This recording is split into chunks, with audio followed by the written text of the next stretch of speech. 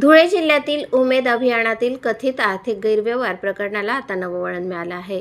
कथित भ्रष्टाचार, मानधन रोखणे आणि मानसिक छळाच्या आरोपावरून महिला बचत गटातील सदस्य गेल्या 6 महिन्यांपासून न्यायासाठी लढा देत आहेत. याच पार्श्वभूमीवर शुक्रवारी धुळे जिल्हा परिषदेत महत्त्वपूर्ण बैठक पार पडली. पीडित महिला बचत गटातील सदस्य आणि दक्ष पत्रकार संघाच्या शिष्टमंडळाने जिल्हा परिषदेच्या मुख्य कार्यकारी अधिकाऱ्यांची भेट घेतली. यावेळी उमेद अभियानातील कथित गैरव्यवहाराची सविस्तर माहिती प्रशासनासमोर मांडण्यात आली. दिनांक 15 ऑगस्ट रोजी पालकमंत्र्यांनी आंदोलनस्थळी भेट दिली. संबंधित अधिकाऱ्यांशी चर्चा करून योग्य निर्णय घेण्याचे आश्वासन पालकमंत्र्यांनी दिले होते. त्यानुसार शुक्रवारी प्रशासन आणि शिष्टमंडळाने ही महत्त्वपूर्ण बैठक झाली. बैठकीत अखिल भारतीय समता परिषदेच्या भारती माळी यांनी संबंधित अधिकाऱ्यांच्या भूमिकेवर तीव्र नाराजी व्यक्त केली. दक्ष पत्रकार संघाचे संस्थापक अध्यक्ष बापू बागुल यांनीही प्रशासनाला विविध प्रश्न उपस्थित करत जाब विचारला.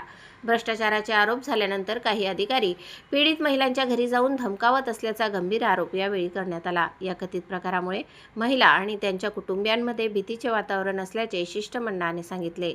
वरखेडी येथील CRP निर्मला माळी यांच्यावरही अन्याय होत असल्याचा मुद्दा बैठकीत उपस्थित करण्यात आला. गेल्या 1.5 वर्षांपासून त्यांचे मानधन रोखण्यात आल्याचा आरोप करण्यात आला. तसेच त्यांना पदावरून दूर करण्यात आल्याचेही शिष्टमंडळाने सांगितले. या सर्व आरोपांची जिल्हा परिषदेच्या मुख्य कार्यकारी अधिकाऱ्यांनी गंभीर दखल घेतली. आरोपग्रस्त उमेद अभियानातील अधिकाऱ्यांना 1 महिन्यासाठी सक्तीच्या रजेवर पाठवण्याची भूमिका प्रशासनाने जाहीर केली. संपूर्ण प्रकरणाची स्वतंत्र समितीमार्फत चौकशी करण्यात येणार आहे. चौकशी निष्पक्ष आणि पारदर्शक पद्धतीने करण्याचे आश्वासनही देण्यात आले.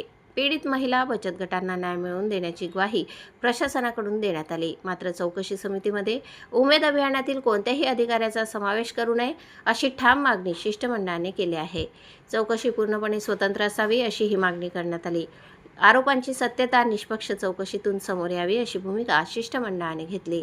गेल्या 6 महिन्यांपासून सुरू असलेल्या या लढ्याला आता प्रशासनाच्या निर्णयामुळे महत्त्व प्राप्त झाले आहे. प्रशासनाने प्रथमच या प्रकरणात ठोस भूमिका घेतल्याचे चित्र आहे. आता स्वतंत्र चौकशी समिती कधी स्थापन होते याकडे लक्ष लागले आहे. चौकशीमध्ये नेमके कोणते तथ्य समोर येते हे पाहणे महत्त्वाचे ठरणार आहे. तसेच आरोप सिद्ध झाल्यास संबंधितांवर कोणतीही कारवाई होते याकडे सर्वांचे लक्ष लागले आहे. उमेद अभियानातील कथित गैरव्यवहाराच्या या प्रकरणात आता चौकशीचा मार्ग मोकळा झाला आहे. महिलांना न्याय मिळणार का याचे उत्तर चौकशीच्या अहवालातून स्पष्ट होणार आहे. दरम्यान प्रशासनाच्या या निर्णयानंतर पीडित महिलांच्या लढ्याला आता नवी दिशा मिळाल्याचे चित्र आहे. प्रतिनिधी अजिम शेखसह स्वराज्य न्यूज, धुळे. माझे नाव भारती किशोर माळी, गाव न्याडोद, जय माता दी महिला बचत गट सदस्य, अखिल भारतीय महात्मा फुले समता परिषद, धुळे जिल्हा कार्याध्यक्ष. आज आम्ही माननीय पालकमंत्र्यांच्या आदेशानुसार आज CO साहेबांची आमची मीटिंग झाली.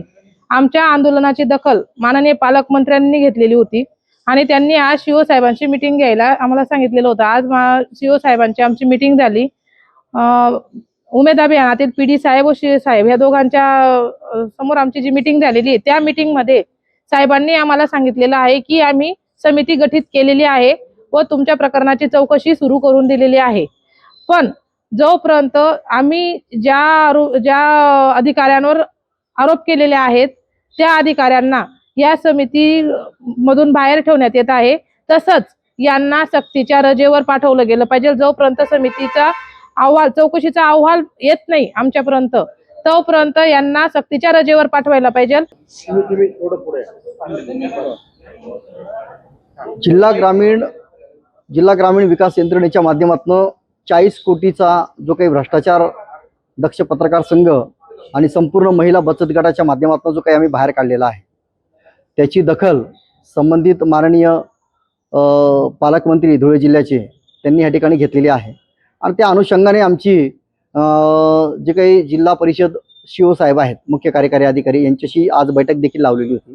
बैठकीदरम्यान त्यांनी आम्हाला आश्वासन केलेलं आहे की आम्ही या ठिकाणी निपक्षपाती चौकशी करूया. परंतु संबंधित जे काही अधिकारी आहेत, परवाची एक घटना घडलेली आहे की संबंधित त्या ठिकाणी जी काही ज्योती पगार आहे, तिचा जो काही नवरा आहे, तो नवरा सैताळा गावाला जाऊन त्या ठिकाणी महिलेला धमकी देऊन आला आणि तिच्या मुलींना उचलून घेऊन जाण्याची धमकी या ठिकाणी दिलेली आहे. ही गंभीर बाब आहे. म्हणून याच्यातनं यांना या ठिकाणी बाजूला ठेवलं गेलं पाहिजे. त्याच पद्धतीने यांनी चौकशी नेमलेली आहे. परंतु जिल्हा परिषदचे जे काही अधिकारी याच्यामध्ये आहेत, यांच्यावर आम्ही विश्वास ठेवतो, परंतु जे काही प्रकरणं पेपरामध्ये येत असतात तर तो विश्वास ठेवायचा की नाही ठेवायचा याच्यात प्रश्न आहे. म्हणून यांची चौकशी समिती नेमून यांनी SIT आणि ACB जोपर्यंत लावत नाही, कलेक्टर साहेबांना ज्या पद्धतीने अहवाल पाठवत नाही आणि